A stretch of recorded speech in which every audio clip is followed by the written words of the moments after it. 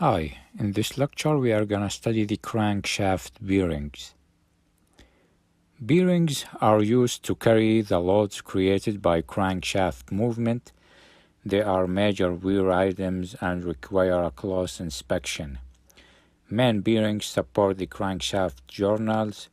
Connecting rod bearings connect the crankshaft to the connecting rods. Modern crankshaft bearings are known as insert bearings, and there are two basic designs. A full round bearing is used in bores that allow the shaft journals to be inserted into the bearing, such as the camshaft. Also, we have a split bearing. It's used where the bearing must be assembled around the journal, and the crankshaft bearings are the split type. Many crankshafts have a main bearing with a flanged side. This is called a thrust bearing and is used to control the horizontal movement or in the play of that shaft. So most thrust main bearings are double flanged. Some crankshafts use flat insert thrust bearings. Bearings can be made of aluminum alloys, copper and lead alloys, and steel backings coated with babbitt. Each has advantages in terms of resistance to corrosion, rate of wear, and fatigue strength. Aluminum alloy bearings are the most commonly used. These bearings contain silicon, which helps to reduce wear.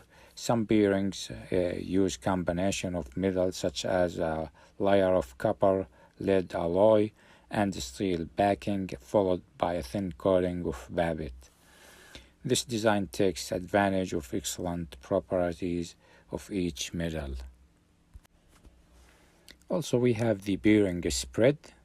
Most main connecting rod bearings have a spread.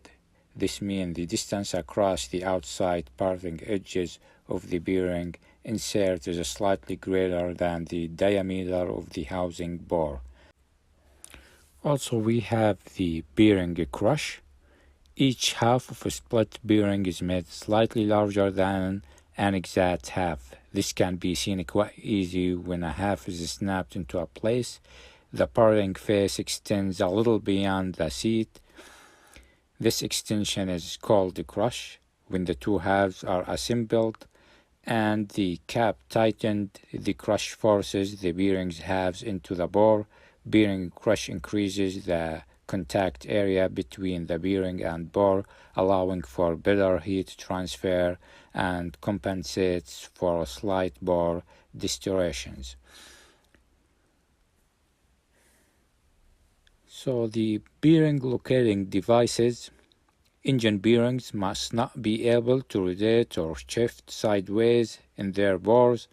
Many different methods are used to keep the bearings in place. The most common way is the use of a locating lug, and the lug fits into a slot in the bearing's bore. Also, we have the oil grooves. To ensure an adequate oil supply to the bearing's surface, an oil groove is added to the bearing. Most OME bearings have a full groove around the entire circumference of the bearing, and others have a groove only in the upper bearing half. Oil holes. We have oil holes in the bearings allow oil to flow through the block and into the bearing's oil clearance. These holes control the amount of oil sent to the connecting rod bearings and other parts of the engine.